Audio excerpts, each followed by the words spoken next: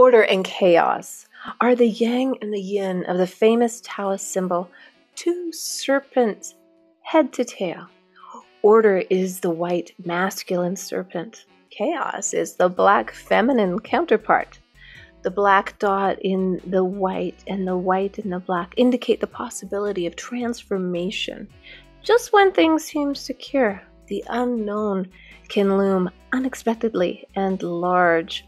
Conversely, just when everything seems lost, new order can emerge from catastrophe and chaos. Welcome to Flourish. I'm Diane, Planidin, and you're in the right place if you're ready to create an inspired life. And we do so by working on our own personal development so we can be strong role models for those we love and mentor. And I'm super excited to start the new year with a book review. Yes, I spent the holidays reading quite a bit, and my choice this time is Jordan Peterson's 12 Rules for Life, an antidote to chaos. Well, what's the secret sauce? What's the secret recipe? Let me tell you, I got a feeling it really explained well the meaning of life, the order of life, and how you can indeed reach equanimity between order and chaos for balanced living. That first beginning part was a quote out of his book in the foreword. He comments quite a bit about how he came to write this book. It's called The Overture, to be quite formal. But the first rule for life, let's just dig right in here. This is super exciting. Stand up straight with your shoulders back. How fantastic is that? Think about it. Are you sitting? Are you standing? What are you doing right now? Maybe you're driving. Just get a little straighter. Put your shoulders back. The physiology there is just amazing. It just all of a sudden boosts your confidence a little bit. So I love this first rule, and I love the order of this book. And it is such a good read that we are doing an episode for each chapter. So feel free to follow along as you read the book, or maybe you've already read it and need a little discussion, perspective. These views are all my opinion, but I thought, what a good read this book was. And I really don't understand the bad rap it gets in the press about male, female, masculine, femininity, etc., etc. The explanation is, without a doubt, from an export, of which the New York Times says is the most influential public intellect in the Western world right now. This man knows a thing or two about what he's talking about. The fun little way the book begins is in reference to crustaceans, specifically lobsters, who are, well, they've been around about 350 million years, but apparently their neurons, the magic code of the brain, are easy to map. And in comparison, and how the lobsters parody the story, it really talks about how they'll just make themselves larger than life, get courageous, and really build themselves up, because even lobsters have a pecking order. Yes, Peterson goes in to tell a few stories about pecking orders between birds, wrens, chickens, hens, and of course the mighty lobsters. So I love that, because as humans, we too have a pecking order. We too have a natural pyramid on how we escalate through life. You can't start at the top, right? You don't have to be great to be at the top, but you have to start to get there. That's a little twist on words from Zig Ziglar's original quotation, so I am going to give him credit for putting that in my mind. But let's get into what I absolutely love, and that's the neurochemistry of it all. The lobster's loser brain chemistry differs importantly from that of a lobster winner, Peterson says. This is reflected in their relative postures. So there's been study after study, and the chemical behavior, the serotonin, the configuration, you can see exactly what is going on, their characteristics, how they're acting, reflecting, being, doing, and it's male and female, masculine and feminine lobsters. They're all, The mighty ones are the ones that are the survivors. They stare adversity right in the face and they go to battle. And that is why the masculine and feminine is so fascinating in the introduction of this book in the first chapter. Stand up straight with your shoulders back, right? He does quote biblicals, and I'm going to say I love that because that is one big storybook, isn't it? So in this particular reference, Peterson quotes Matthew 25:29, and to those who have everything, more will be given. From those who have nothing, everything will be taken. And that's why I just wanted to mention that, because for those who have everything, those are the people, those are the lobsters that stand up for themselves, who make a pathway, who do not wallow in their sorrows. Because let me tell you, there are lobsters that do that as well. And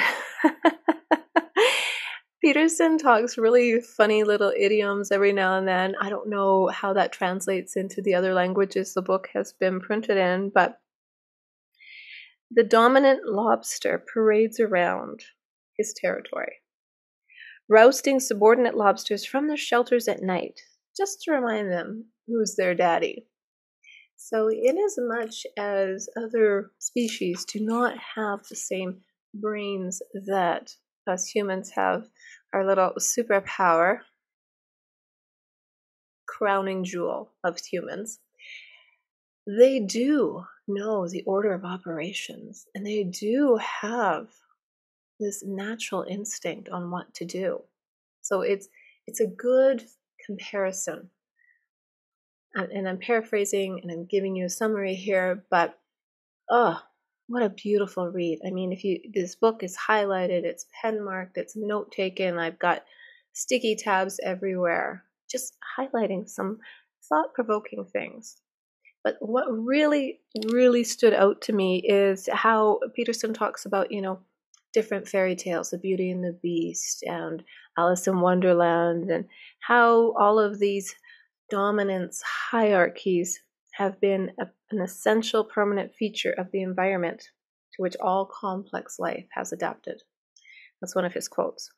So with status in society, I thought, you know what he didn't mention? He didn't mention that one of my favorite little movies called The Princess Switch, where there's a princess and a baker who look very much alike.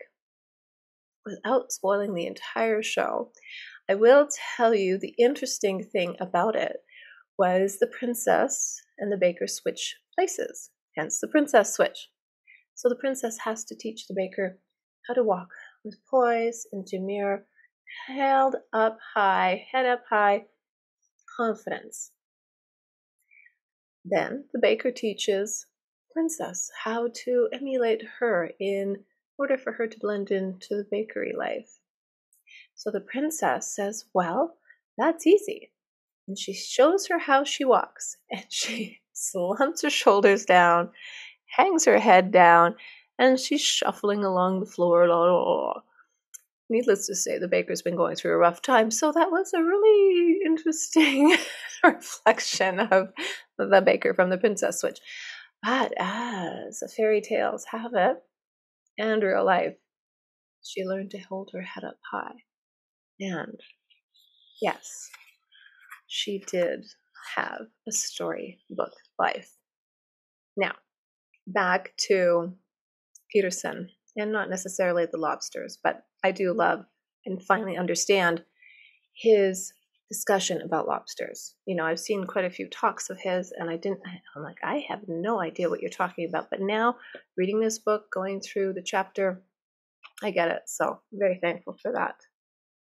So I started out the episode reading a quote from about the yin and the yang. And I think that's really relevant, especially because the feminine is the chaos. Remember, I didn't say female. I said the feminine is chaos, and the masculine is order. So about that, Peterson said in one of his interviews that I listened to, chaos is the domain that you don't understand and emerges unpredictably. But also the domain from which new forms emerge. On the other hand, Peterson says the domain of order is that place where you are when what you are doing is producing the results that you want to produce. The end result. So I like that. So this book is constantly looking for that balance between order and chaos. And that's where I feel, remember, this is all in my opinion, that we're reaching a point to discuss where life finds its meaning, where we find our own personal meaning in life. And that's that's different for everyone. And that's why I thought this is really an interesting read, because it applies to everyone. And not everything he says is sunshine and roses, but it's direct. And being a little feminine with the chaos, well, turns out that can be a little bit of a superpower too. But again, I don't want to spoil things for you quite yet. Now, he goes on to say it's chaos within order, within chaos, within higher order. The order that is most real is the order that is most unchanging, and that is not necessarily the order that is most easily seen. Oh, is that a tongue twister or what? But that's how nature is so dynamic. And in that same area, he talks about the Red Queen from Alice in Wonderland, who, and I quote, "In my kingdom, no one, and I mean no one standing still can triumph, no matter how well constituted." So that got me also to thinking, and that is what's great about this book. It's going to prompt thinking. If you really dive into it, get a moment to really have some peace and quiet so you can read the book. It's not going to happen all in one sitting, I don't think, but the queen was right in what she said. Nothing happens if you're not moving. Well, it's the same thing in life. You can't manifest abundance without taking action. The secret is to have a goal, to have a vision, to have a dream, to have a destination, and then move towards that. That's what gets you out of bed every day. So I love that he comes up with these fun little quirky things which everybody can relate to.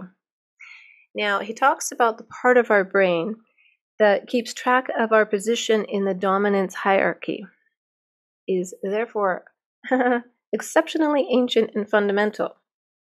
Dominance hierarchy, Peterson says, are older than trees. That is fascinating. He goes on to say it is a master control system modulating our perceptions, values, emotions, thoughts, and actions. It powerfully affects every aspect of our being, with a capital B, conscious and unconscious alike. This is why when we are defeated, we act very much like lobsters who have lost the fight. Fold into yourself. Shirk away. Our posture droops, he says. We face the ground. We feel threatened, hurt, anxious, and weak.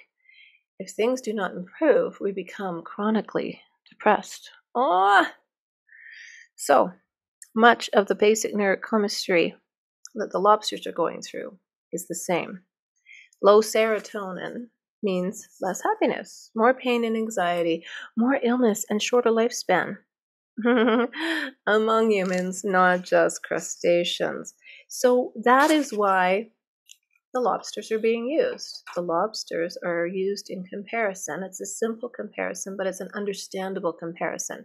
So if you're reading this book, don't think, oh, it's above my head, it's above my, education, or it's below me. I don't know. What I'm saying is the explanation here, it's clear, concise, to the point, and very well written to explain to the average bear like me what exactly is going on. And this is fascinating because human nature should be a full-time study. It really should, for everybody, right back into high school, because people get confused. And when you have some science, you have some facts, you have some details, you have some fun stories to share those rules for life, rules of evolution, how we came to be, it can be really quite interesting for everyone involved.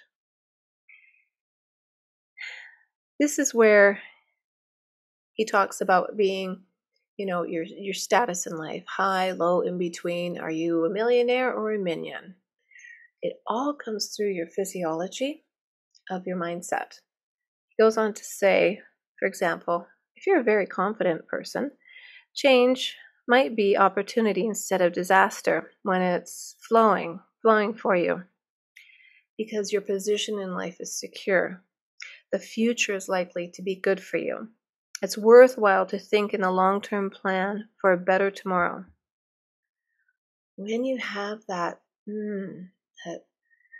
drive, that holding your head up high, you don't need to grasp impulsively at whatever crumbs come your way, because you can realistically expect good things to remain available.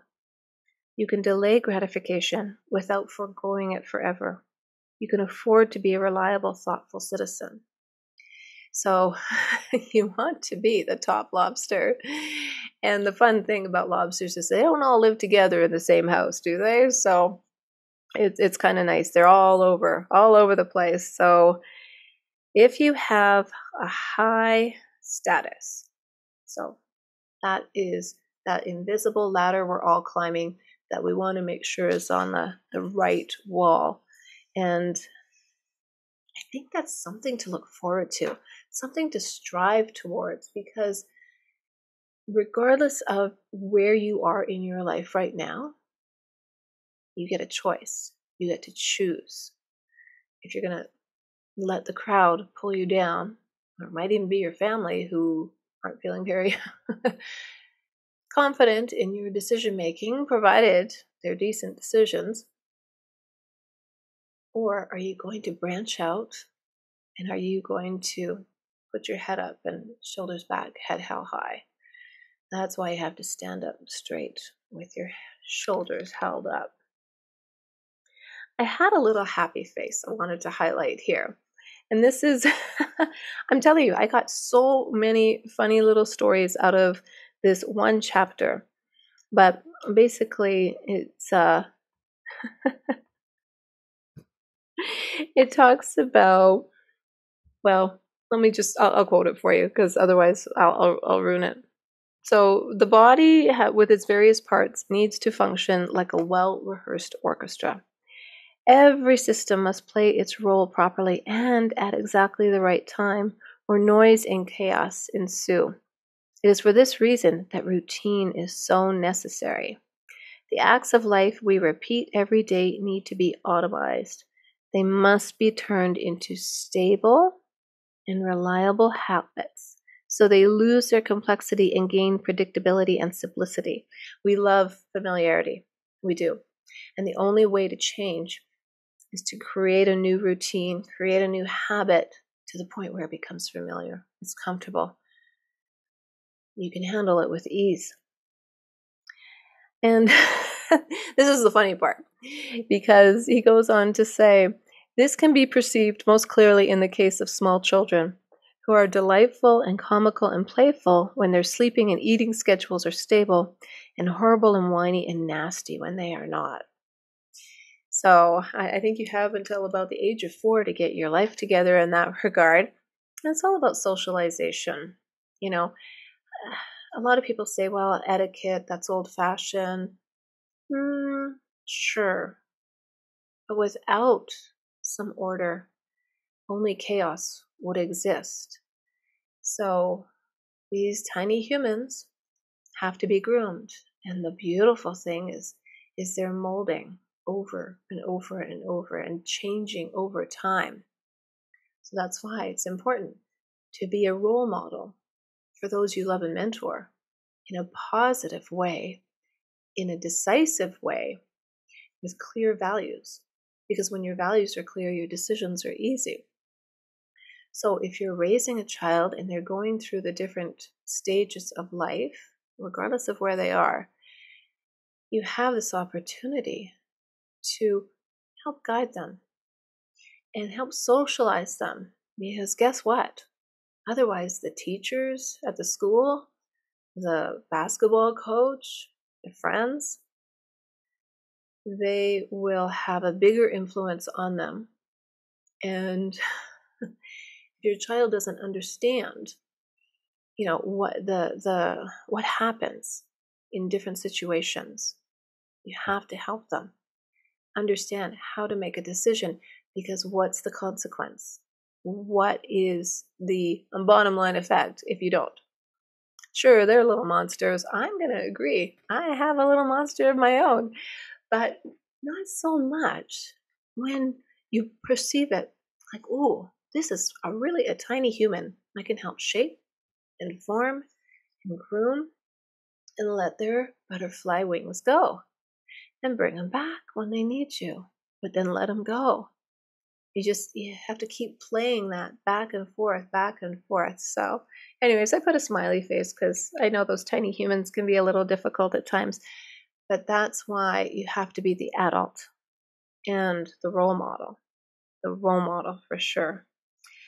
So then through adulthood, Peterson goes on to talk about different, problems that us adults have and how we get into a loop, whether it's a positive or a negative loop.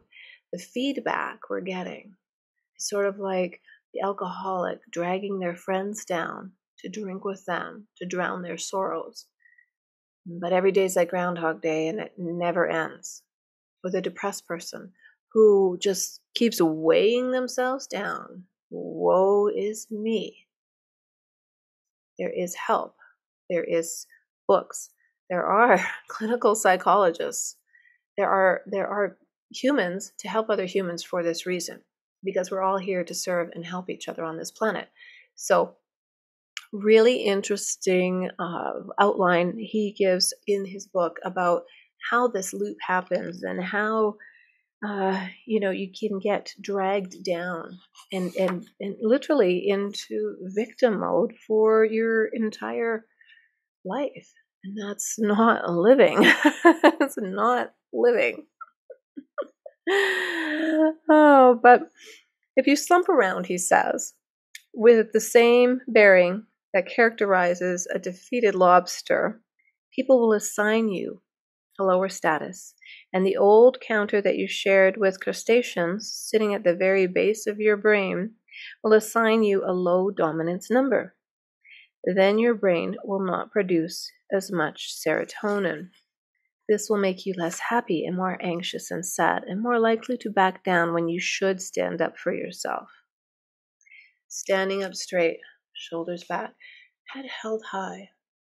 And even if you have to act that way for a while until you can convince your brain that you are a strong warrior princess, you're the Athena, fill in the blank, who is the goddess, the god, the warrior that really resembles someone you can look up to. We all need a mentor. And it can be a virtual mentor. It doesn't have to be a person. It can be a coach. It can be a virtual coach. What it is just something. It's like, what will Cleopatra do? Would she take that? I don't think so. Just giving a little for saying, I did a whole series on Robert Greene's book, The Laws of Human Nature, and I tell you, I would have loved to meet some of those people in history, but that's another story.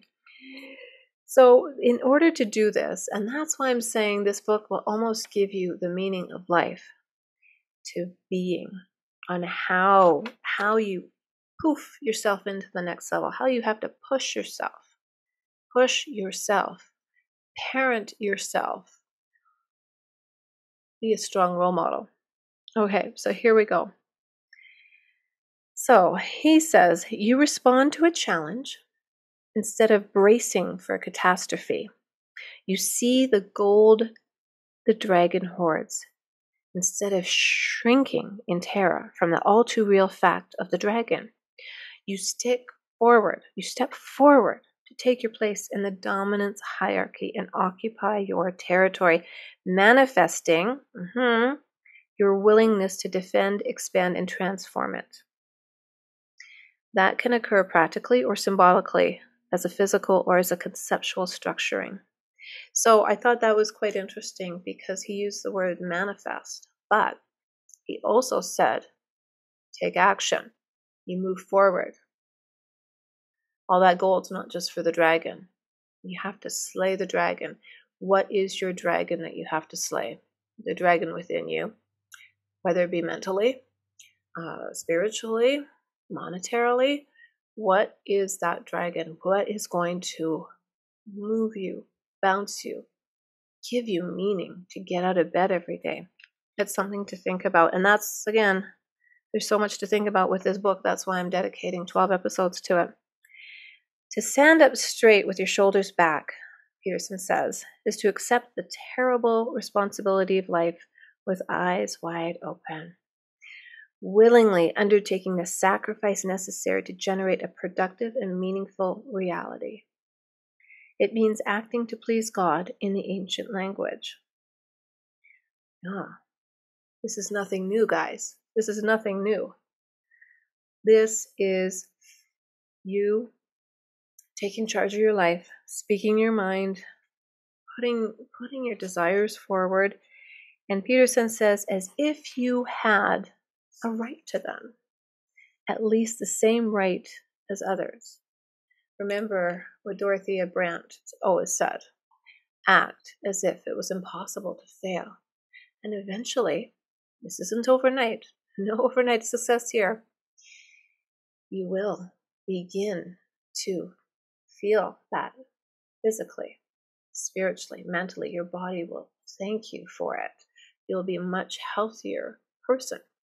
And it'll come across. You'll be gleaming, a shining beacon. It's just amazing. But again, it's not going to happen overnight because guess what?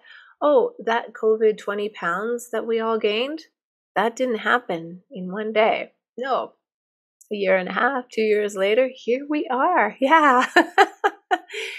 But we've chosen to make a change for the better, to take care of our little body temples. It's so nice. So he says, walk tall and gaze forthrightly ahead. Dare to be dangerous. Encourage their serotonin to flow plentiful through the neural pathways, desperate for its calming influence. And that's one thing I really didn't get into the details of, the serotonin, how it impacts the dominant lobster versus the defeated lobster. But humans are the same.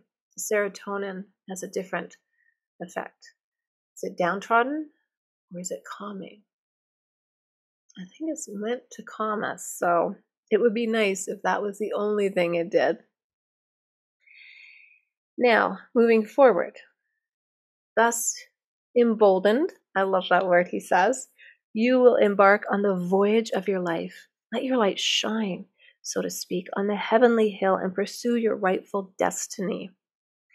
Then the meaning of your life may be sufficient to keep the corrupting influence of mortal despair at bay.